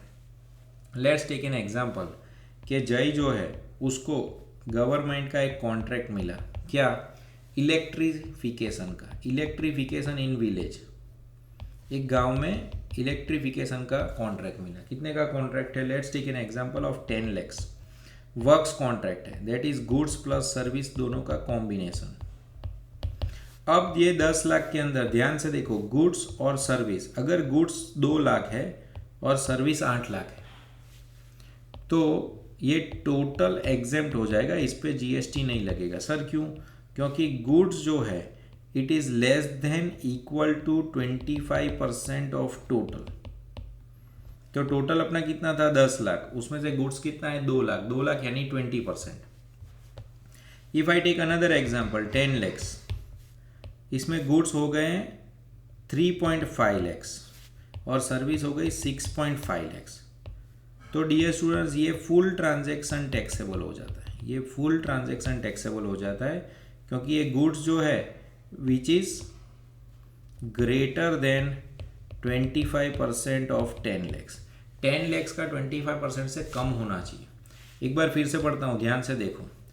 If in A composite supply, composite supply किसका? गुड्स और सर्विस दोनों का, दोनों को मिला के आप कुछ सर्विस दे रहे हो, in which the value of supply of goods, यानी उसमें जो गुड्स का वैल्यू है, it constitutes not more than 25% of the value of said composite supply, यानी पूरे कॉम्पोजिट सप्लाई में से गुड्स का वैल्यू अगर 25% से कम है तो एग्जेम्प्ट है। हम एग्जेम्पशन पढ़ रहे हैं, इसलिए मैंने यहाँ पे क्या एग्जांपल दिया, पहला वाला कि 10 लाख में से 2 लाख गुड्स है, यानी 25% से कम है, तो ये पूरा एग्जेम्प्ट है। और दूसरे केस में 10 में से 3.5 लाख के गुड्स थे, यानी 25% से ज़्यादा है, तो ये फुल टैक्सेबल, इलेक्ट्रिफिकेशन का काम। ये डियर स्टूडेंट्स फाइनल में एक बार पूछा हुआ था। If this type of questions they are asking, then I consider कि ये बहुत कम बच्चों को क्लिक होगा, क्योंकि बुक में ही ऐसे सम नहीं है। आप लोग जब ये जीएसटी का क्वेश्चंस पढ़ रहे होंगे तो आपको ऐसा फीलिंग आता होगा कि यार इंस्टीट्यूट पूछती है ज़बरदस्त सब मिक्स करके, यानी जब आप चैप्टर वाइज पढ़ते हो ना तो उतना आपको क्लैरिटी नहीं आएगी, but when you refer past years question paper you realise के सालों इंस्टीट्यूट मस्ती करे जैम, यानी आपका अपेरेंट आंसर जो आपको लगता है ना वैसा नहीं आता है। So it will help you, nothing to worry. ठीक है, फिर आता है डियर स्टूडेंट्स, ये थोड़ा सा अमेंडमेंट है 2022 का। अगर ART and IVF, that is assistant reproductive technology and in वर्टो फर्टिलाइजेशन, बराबर, ये गवर्नमेंट ने अभी एग्जेम्प्ट कर दिया है। ये बहुत बड़ी बड़ी हॉस्पिटल बनी है डियर स्टूडेंट्स, ये बहुत कॉस्टली चीज़ है, किसी का भी ये प्रॉब्लम होता है, बच्चों नहीं हो रहे हैं उसका, so it goes up to 8 lakhs, 10 lakhs, 15 lakhs rupees. So it is exempt, it is exempt, बराबर। फिर इसका ही सब पार्ट है rehabilitation centre, therapy and counselling 70A। Rehabilitation यानी डियर फ्रेंड जो कोई भी ड्रग्स वग्स लेता है या कोई भी प्रॉब्लम है, अभी उसको रिहेबिलिटेट करना है, उसको नॉर्मल करना है, तो नॉर्मल हॉस्पिटल में नहीं होता, उसका रिहेबिलिटेशन सेंटर अलग होता है। तो for rehabilitation, therapy, counselling and such other, if you are a trust, medical establishment, educational institution establishment by government, then it is exempt, then it is exempt. Is it okay? चलो अब आप module देखो। Module के अंदर इसमें आपको illustration 1 मिलेगा, थोड़ा बड़ा इलस्ट्रेशन इसका, उसमें उसने 5-6 चीज़ बताई। So up to page number 5.46 of module. So I am giving you 3-4 minute break, जो उसको पानी वानी पीना है, फ्रेश होना है, हो क्या हो, और जो फ्री बैठे हैं उसको डाउट पूछना है तो डाउट पूछ लो।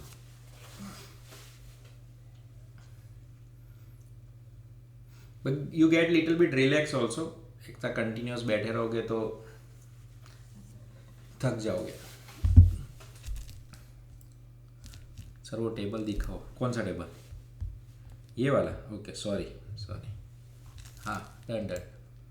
यस का क्वेश्चन है, sir if hospital is making supply of goods exclusively and supply of fully exempt service, then what is threshold limit for registration?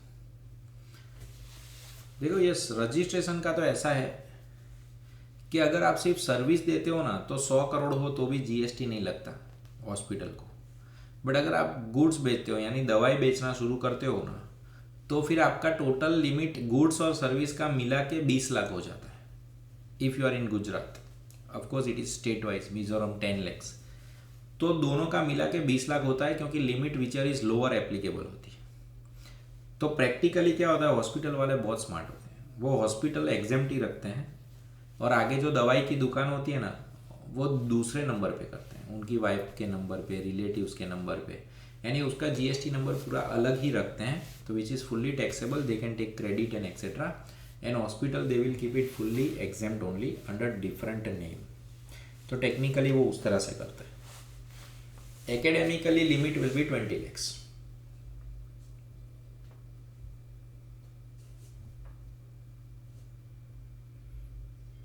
हाँ, यू कैन अनम्यूट ऑप्शन है, वरना मैं करता हूँ अनम्यूट वाला।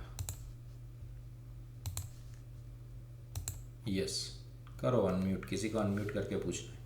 सर एग्रीगेट टर्नओवर काउंट करने में exempt supply को क्यों ऐड करते हैं? वो रूल है इसीलिए, क्योंकि एग्रीगेट टर्नओवर का डेफिनेशन जो दिया है ना मॉड्यूल में या कहीं पे भी जीएसटी में, तो it is all taxable plus exam plus etcetera. वो बात अलग है कि एग्जाम पे टैक्स नहीं लगेगा, बट लिमिट के लिए तो exempt is to be included. Means से for example if you are dealing in goods और आपके टैक्सेबल गुड्स है 15 lakhs और आपके एग्जाम गुड्स है टैक्सेबल गुड्स है 25 lakhs, एग्जाम गुड्स है 15 lakhs, तो टोटल 40 हो गया। Then you have to take registration, because it is counted, correct. But इसके बाद जब आप सेल करते हो 1 लाख का, तो ऐसा नहीं है 1 लाख पे टैक्स भरने का, आपको पूछने का ये 1 लाख में से टैक्सेबल कितने हैं, तो क्या 30,000, 70,000 किसने हैं, तो क्या एग्जेम्प्ट। तो एग्जाम पे टैक्स नहीं आएगा, टैक्स सिर्फ टैक्सेबल पे ही आएगा। But for the purpose of calculation you have to take both. हाँ, you have to take both, दोनों ही गिनना है, करेक्ट। सर हाँ बोलो अभिषेक। सर आपने ऊपर बीकॉम और सीए वाला एग्जांपल दिया ना, तो आपने बोला सीए मतलब मैं बीकॉम के साथ मर्ज कर रहा हूँ। तो सर मतलब आप एमएस यूनिवर्सिटी में जाके ऐसा बोलो कि मैं हम्म यहाँ पे सीए की एजुकेशन दूंगा या तो मैं सीए की कोर्सेज चलाऊंगा हम्म और उसकी फीस क्या है, हम्म वो है उसमें की कुछ और है वो एग्जांपल? वही मेरा फाउंडेशन का फीस और एफ आई बी कॉम का फीस को मर्ज कर देता हूँ मैं। तो F I B com is exam but C A foundation by P S P educate India is taxable. तो आपने इन दोनों को मर्ज किया, ये यूजुअली मर्ज नहीं होता ना, ऐसा पूरे इंडिया में प्रोडक्ट नहीं है, ये मैंने प्रोडक्ट लॉन्च किया, तो it is not composite supply, it is mix supply. तो whichever is higher rate, whichever is higher rate का मतलब क्या हुआ कि भाई गवर्नमेंट का बीकॉम एग्जाम बट पीएसपी का एजुकेट इंडिया इज टैक्सेबल, तो whichever is higher, so entire amount liable for GST. Sir reiki healing ટ્રીટમેન્ટનો મિનિંગ શું થાય? ભાઈ રેકી હિલિંગ એટલે હિન્દી પિક્ચરોમાં આમ ખુરશીમાં સામે બેસાડીને આમ પેન્ડ્યુલમ સામે લાઈને કે ને अब आप इसको देखो, अब आप पास्ट में चले जाओ, अब आप 5 साल के हो गए हो, दैट इज रेकी। यानी आपको हीलिंग देते हैं विथ योर कॉन्फिडेंस लेवल बढ़ाने के लिए। पास्ट में जाके सोचते हैं आपको डर क्यों लगा। देखो कई बार ऐसा होता है कि लोगों को जो डर होता है ना उसका कोई बेस होता है बट दे फॉरगॉट इट। किसी को कुत्ते से बहुत डर लगता है, बहुत, यानी ऐसा जैसे एज इफ वो लायन हो, ऐसा माहौल बना देते वो। किसी को पानी से बहुत डर लगता है, कमर સુધી पानी हो तो એવી બૂમો પાડે ને જાણે ડૂબી જ જવાના હોય, तो वो उसका रीज़न क्या है वो ढूंढते हैं, वो रिकग्नाइज नहीं है बट रेकी इज टैक्सेबल।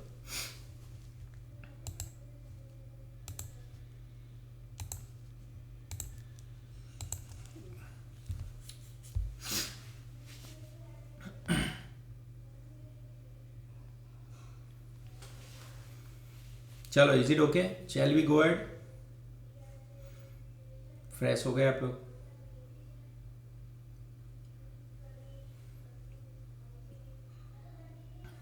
अब मिसेलिनियस प्रोविजंस हैं सब, एक दो अच्छे पॉइंट्स आएंगे, बाकी it's okay.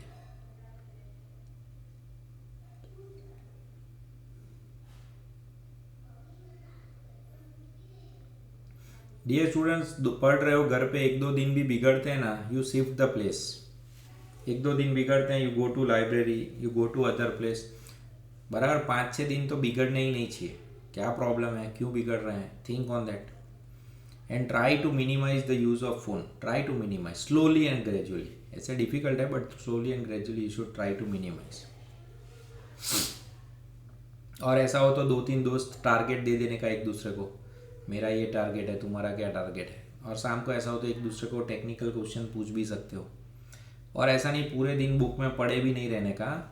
Either in morning और evening you go for 10 minutes walk outside, बराबर थोड़ा फ्रेश एयर लेने का। फिर घर पे बैठे बैठे एफिशिएंसी बढ़ती है बढ़ती है बढ़ती है, बट अगर आप घर से बाहर नहीं निकलोगे ना तो 6-7 दिन के बाद एफिशिएंसी कम होगी। ओके, कंसिस्टेंटली पढ़ने का एफिशिएंसी कम होगी if you are not going outside. You should go for 10 minutes jogging, you should do some exercise. Okay, ऐसा नहीं कि पूरा किताब लेके बैठे रहो, टेंशन हो जाता है फालतू में। बराबर सर, ऐसा कोई मेडिसिन है जिससे नींद ना आए? ऐसा मेडिसिन तो नहीं है, बट मैं जब पढ़ता था फाइनल में तो I was having lesser time, so I use to study 17-18 hours a day honestly in final. क्योंकि तब मैं I was teaching also when I was in CA final and board students were there. तो March के बाद मैं free हुआ था, मई में एग्ज़ाम था मेरा, तो मैं ऐसा करता था नींद ना आए उसके लिए। देखो सब्जेक्टिविटी है, इट डिपेंड्स। तो તમે છે ને માર્કેટમાં એવી વસ્તુ મળે, પ્લાસ્ટિકની દુકાનો હોય ને ત્યાં વસ્તુ સામાન મળે, અથવા તમે લોકો વાળ કપાવવા ગયા હોય ને, છોકરાઓને ખબર હશે, તો એની જોડે છે ને એક બોટલ હોય, એની ઉપર છે ને આમ સ્પ્રે હોય, સ્પ્રે, એ સ્પ્રે આમ વાળ ઉપર નાખે, આમ વાળ કાપતા પહેલાં એ સ્પ્રે જે હોય ને એ તમે ઘરે લઈને આવો, એમાં ઠંડુ પાણી રાખવાનું કે નોર્મલ પીવાનું પાણી। जब आपको नींद आएगी ना, आप वो चेहरे पे डालोगे ना तो बहुत अलग लेवल का फ्रेशनेस आता है, ऐसा ही लगता है कि ना बे जबरदस्त ऐसा। तो फिर है ना 1-2 घंटे तक नींद चली जाएगी। स्प्रिंकलर जैसा होता है एकदम, यानी पानी के फुहारे जैसा नहीं होता, एकदम छोटे छोटे ड्रॉपलेट्स होते हैं ना, एकदम बर्फ जो पड़ता है ना, वो एकदम माइन्यूट होता है। थोड़ा रिसर्च करके लेके आने का, 20-30 रुपये का होगा। मेरे पास तो सब सस्ते वाला आइडिया ही है। बाकी चा पीवानी આપણે, બીજું શું, ચરસી છે આપણે તો ચાવાળા, બરાબર। जयदेव सर, फ़ोन यूज़ ना करने का कुछ टेक्निक आपो ना। फ़ोन यूज़ नहीं करने का तो क्या बेटा, स्विच ऑफ कर देने का 2 घंटा, स्विच ऑफ 2 घंटा कर देने का, फिर वापस ऑन करने का। क्योंकि स्विच ऑफ करोगे तो कोई फ़ोन में ऐसा नोटिफिकेशन आना ही बंद हो जाएगा। और 2 घंटे बाद अपने को शाबाशी दे देने की कि हूँ जोरदार मानस छूँ, मैं लाइफ में बहुत आगे जाऊँगा क्योंकि मैं फ़ोन पे कंट्रोल कर सकता हूँ। तो फ्यूचर में मैं अपने आप पे कंट्रोल कर सकता हूँ। फ्यूचर में मैं शराब नहीं पीऊँगा, मैं उस पर कंट्रोल कर लूँगा, because I can control phone. પછી મારી વાइफ पर भी હું कंट्रोल કરી શકીશ। वो सब्जेक्टिव है, वाइस वर्सा भी हो सकता है। चाय is best option. Yes, T is good enough, not too much T. It has to be half a cup every 3-4 hours is okay.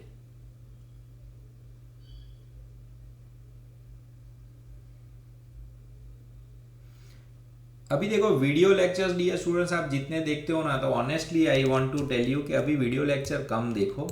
Video lecture से पढ़ोगे ना तो जल्दी ख़त्म हो जाएगा। वीडियो लेक्चर देखने में ना थोड़ा अभी आपका आउटपुट कम होगा, you will not realise that your video lecture will reduce your output. और आपको ऐसा लगेगा यार ये तो आता था, ये तो आता था, ये क्यों मैं पढ़ रहा हूँ, ऐसा लगेगा। You read it out better. Theory है तो पढ़ लो, वीडियो मत देखो। सम है तो फ्रेंड के साथ बैठ के कर लो, टिक कर लो, डाउट पूछ लो सर को जाके। सब सर अवेलेबल नहीं होते, बट टाइम लेके मिल के आने का, एक साथ 20-25 डाउट सॉल्व करा लेने का।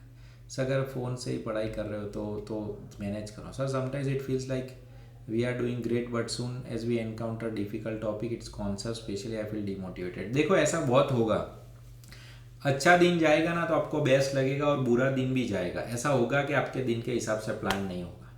सो डोंट गेट अपसेट, क्योंकि ये अप्स एंड डाउन्स ही होते हैं। That is what we are learning in CA कि सब दिन इतने परफेक्ट नहीं जाते। बराबर कोई दिन मेरा भी बहुत अच्छा जाता है। Even though I teach 10 hours a day I feel very good. And sometimes it happens કે સાલું આજે મજા જ નહીં, સવારથી લેક્ચરમાં મોડા ચાલતા હોય, કોઈક લેક્ચર ભૂલી ગયા, किसी को मीटिंग के लिए कमिट किया था, वो बेचारा ऑफिस आ गया और मैं कहीं बाहर घूम रहा हूँ। तो इट लुक्स लाइक यार आज यार कमिट किया था और उसको फॉलो नहीं किया, तो it feels like that. But at the end of day you have to tell to yourself कि I am trying my best, बराबर। क्योंकि अगर इवन आप ओलंपिक्स के लिए प्रिपेयर कर रहे हो ना, तो भी ऐसा होगा कि रोज़ सेम फंडामेंटल से नहीं चल पाओगे। कुछ दिन तो कुछ ना कुछ ऊपर नीचे हो ही जाएगा। घर में कोई बीमार हो गया, आजू बाजू किसी की शादी हो गई और आपका आउटपुट कम हो गया, तो it's okay, you have to keep confidence कि देखो कल मैं और बेहतर करूँगा। बाकी डीमोटिवेशन तो एक ऐसा स्टैंडर्ड चीज़ है ना, सीए स्टूडेंट को आ ही जाता है, आ ही जाता है। आप कितने भी और जितने टैलेंटेड ज़्यादा होंगे ना, उनको डीमोटिवेशन जल्दी आ जाता है। जिन्होंने बहुत पढ़ाई पास्ट में नहीं की है ना, वो डीमोटिवेट नहीं होते, क्योंकि वो 5 घंटे पढ़ेंगे, then also they feel motivated कि सालो आटलो तुम कोई देश पढ़ो ना। जो लोग पढ़ने वाले हैं उनको थोड़ा जल्दी टेंशन हो जाता है। But plus minus every day it will always be there, honestly it will always be there, you will never get momentum. Ups down वो स्टैंडर्ड ही रहता है। टोटल इनकम के सम, डियर स्टूडेंट्स, आप इनकम टैक्स के करोगे ना तो आपको फ्रस्ट्रेशन आएगा। टोटल इनकम के सम आपको लास्ट में करने के, बराबर, सब हो जाए ना फिर, और उसमें भी आंसर हो वैसे करने के जिसके आंसर ना हो ना, ऐसा पढ़ाई करने का ही नहीं। कॉस्टिंग में, एफआर में, एफएम में, जिसका क्वेश्चन का आंसर आपके सामने ना हो ना, ऐसी पढ़ाई मत करो। That will bring you super frustration, I am telling you. मैं बोलता हूँ 100 कर रहे हो सम 200 करो, बट आंसर होने चाहिए। आंसर नहीं है ना, वो मना ही कर देने का दूर से, नहीं मुझे नहीं करना, क्या ट्राई तो कर, नहीं ट्राई नहीं करना है मुझे, ऐसे सब चीज़ करनी नहीं। Okay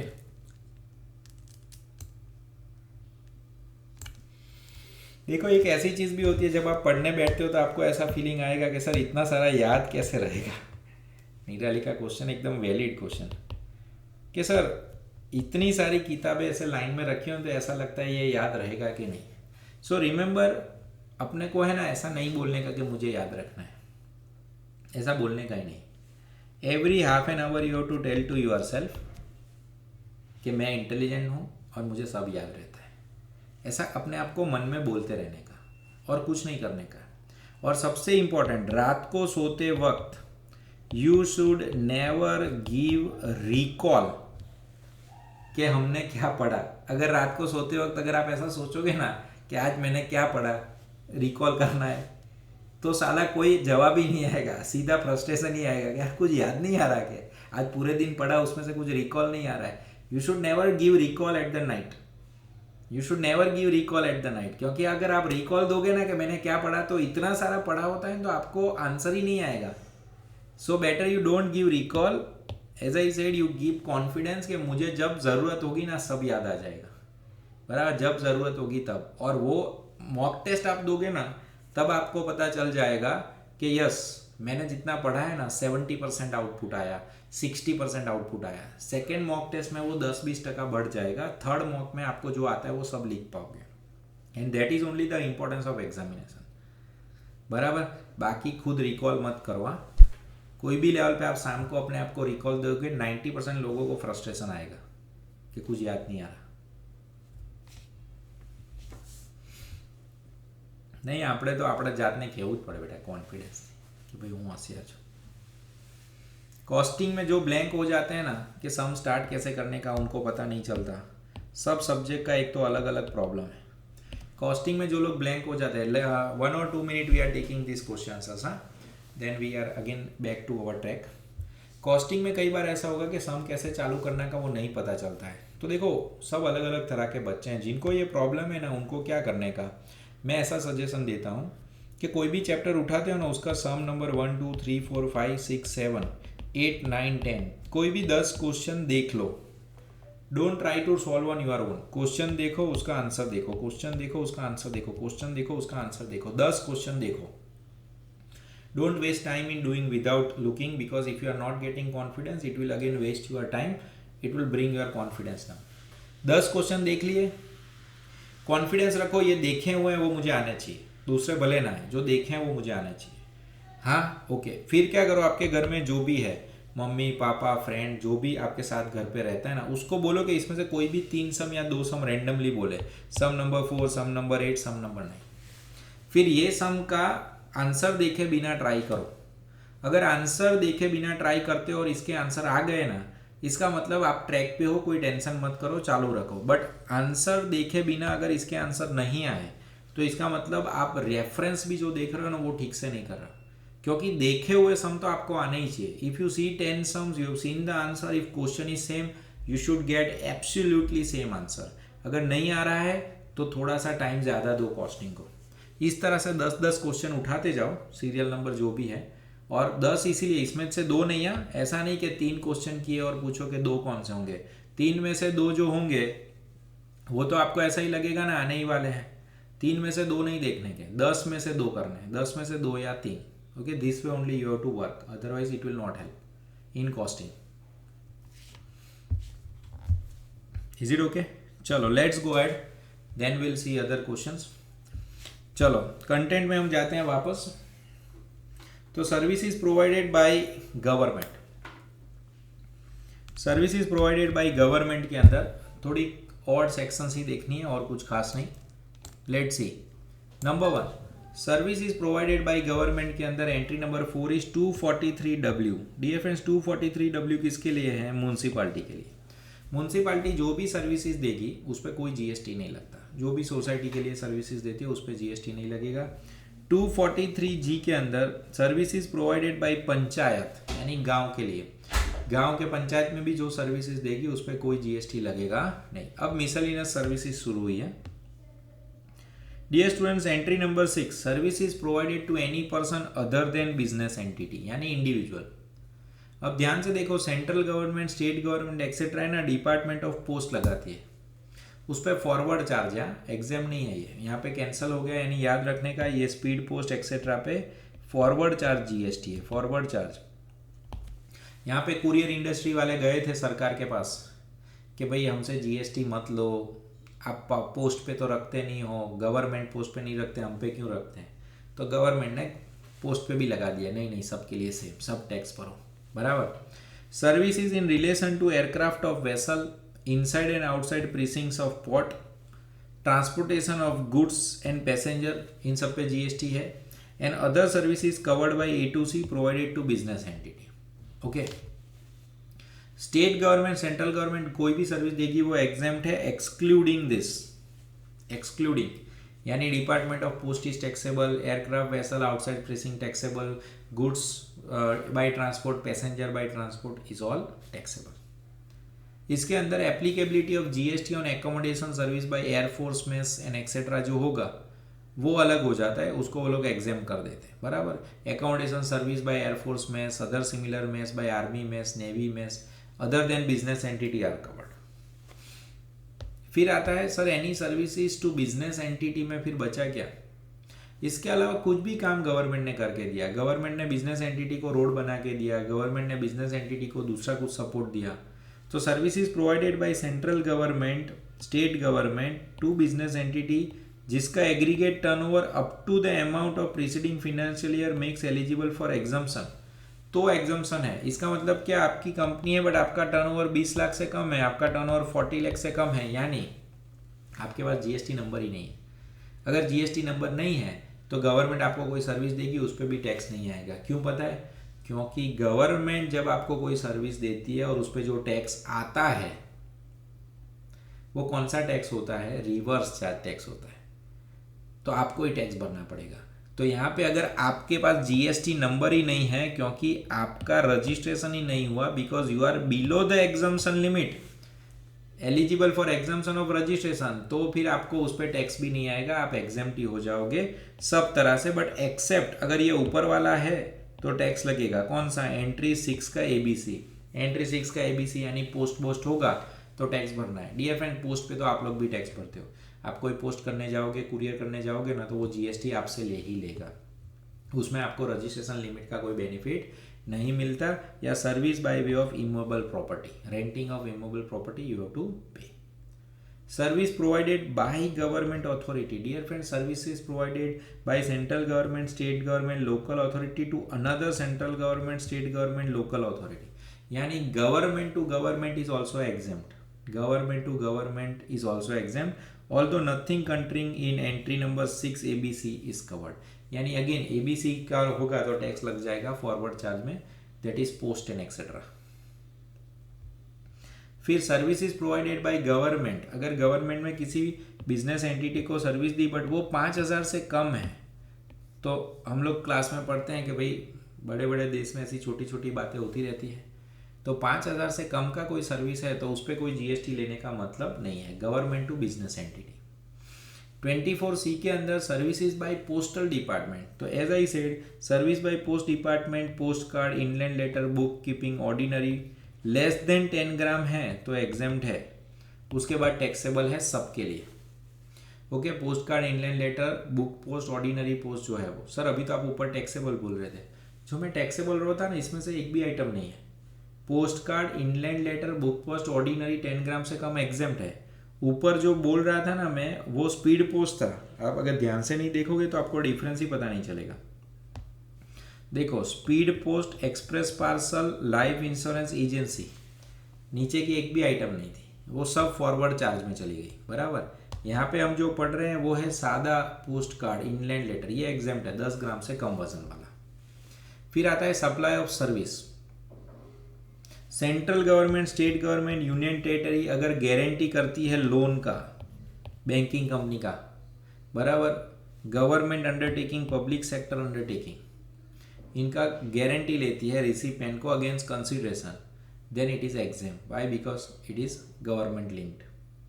clarification regarding applicability of GST on service supplied by state government undertaking और पब्लिक सेक्टर अंडरटेकिंग, उसमें क्लैरिफिकेशन दिया कि it is clarified that guarantee of loan takes from banking company and financial institution by central and state government for undertaking of PSU specifically exempt. यानी क्या होता है, सरकार है ना वादा करती है ना, भाई अगर हमारी सरकार आ गई तो हम आपको ये माफ़ कर देंगे, ये लोन माफ़ कर देंगे, हम दे देंगे, तो उसमें गवर्नमेंट क्या करती है, रिस्पॉन्सिबिलिटी ले लेती है, तो उसके जो ट्रांजैक्शन होते हैं उस पर कोई GST VST नहीं लगेगा।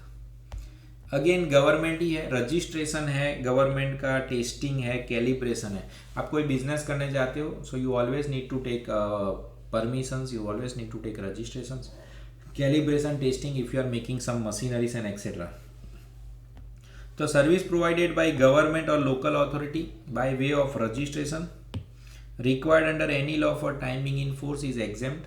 Testing, calibration, safety check, certification, protection, safety, consumer and public at large for any law timing in force is exempt. कोई भी तरह का टेस्टिंग दिया फ्रेंड्स, कैलिब्रेशन, आप मोटर बना रहे हो, बल्ब बना रहे हो, ठीक से चलेगा कि नहीं, certification, everything is exempt. Fees होगा, GST नहीं है, फीस तो होगा, GST नहीं है। जैसे मान लो आपको पासपोर्ट चाहिए, आपको वीज़ा चाहिए, आपको ड्राइविंग लाइसेंस चाहिए, बर्थ सर्टिफिकेट चाहिए, डेथ सर्टिफिकेट चाहिए, सबकी फीस लगेगी बट उस पर GST नहीं लगेगा। Central government, state government, union territory, local authority for passport, visa, driving licence, any individual recipient is exempt.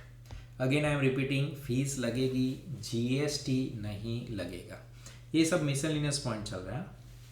Granting national permit of goods carried to operate throughout India and contiguous state, okay, all India permit लेते हो, no GST, बराबर, fees होगी, GST नहीं। Tolerating non performance, dear students, central government, state government, union territory ने कोई law बनाया जिसको आप परफॉर्म नहीं कर रहे हो तो आपसे पेनल्टी ली, कंसिडरेशन इन फाइन और लिक्विडेटेड डैमेज, तो उस पर GST नहीं लगता।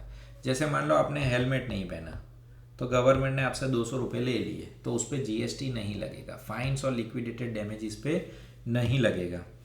या फिर गवर्नमेंट में आपको नेचुरल रिसोर्स दिए यूज़ करने के लिए, तो मैंने बोला था कि भाई इतना बड़ा स्टैच्यू ऑफ यूनिटी बनाया है तो वहाँ पे जिसके घर थे उनको दूसरी जगह दी होगी, यहाँ से उनको हटाया होगा, तो असाइनमेंट दिया होता है, दूसरा नेचुरल रिसोर्स दिया होता है, फार्मर को कल्टीवेशन के लिए अलग लैंड दी होती है, एनिमल्स दिए होते हैं, तो वो सब भी एग्जेम्प्ट हो जाएगा अगर सरकार ने इंडिविजुअल फार्मर को दिया है तो, ओके, उसके सामने कोई GST नहीं। Is it okay? Now inspection and other duties of import export cargo. Dear student, जब जहाज आता है तो उसको खाली करने में बहुत टाइम जाता है, दूसरे जहाज लाइन में ही खड़े होते हैं, तो सैलरी के टाइम में काम तो होगा नहीं, 24 घंटे काम करना पड़ता है 24/7। तो वहाँ पे मर्चेंट ऑफिसर जो होते हैं उनको ओवर टाइम करना पड़ता है 24 घंटे, यानी वो 16 घंटे 18 घंटे काम करते हैं। तो central government, state government, union territory deputing officer after office hours, holidays, inspection and other duties for the payment of merchant overtime charges. तो any person that is recipient पे जीएसटी लगेगा नहीं. सैलरी पे तो नहीं होता dear students, but over time पे ना लगे उसके लिए पॉइंट है. Is it okay? You want a break of 10-15 minutes, then we can keep a break of 10 minutes. सबको ऐसा है, खाना वाना खाने का है तो खा लो, 10 मिनट 15 मिनट का ब्रेक लगते हैं. अब मिसलिनियस पॉइंट है, यानी थोड़ा सा ऐसा नहीं करना है हमें कि फोकस लेवल कम हो जाए. 1-2 पॉइंट अच्छे हैं कंस्ट्रक्शन वाले, not more, but we can take a break of 15 minutes and then we'll restart. क्योंकि आउटपुट कम नहीं होना चाहिए डीएसओ. थियरी है ना, फिर आप खाली बोर होते होते पढ़ो, सुन रहे हो, ऐसा नहीं चाहिए. अपने को समझने का ही है. ओके, सो अभी देखो 8 बजे ना, सो 8 बजने में 5-10 मिनट बाकी है. Let us restart at 8:15. 8:15 करते हैं और सब प्रीमियम प्रोविजंस करते हैं, जो एग्जाम में पूछते हैं वो पहले करते हैं. बराबर, आप थक जाओ उससे पहले. नॉट मिसलिनियस, ये गवर्नमेंट वाले नहीं. मैं तब तक सॉर्टिंग कर देता हूँ. Will take that provision which are asked maximum. Okay, ऐसा करते हैं. चलो, you take a break up to 8:15, then will restart at 8:15. 8:15 we are restarting at 8:15. Okay, चलो take a break, small break.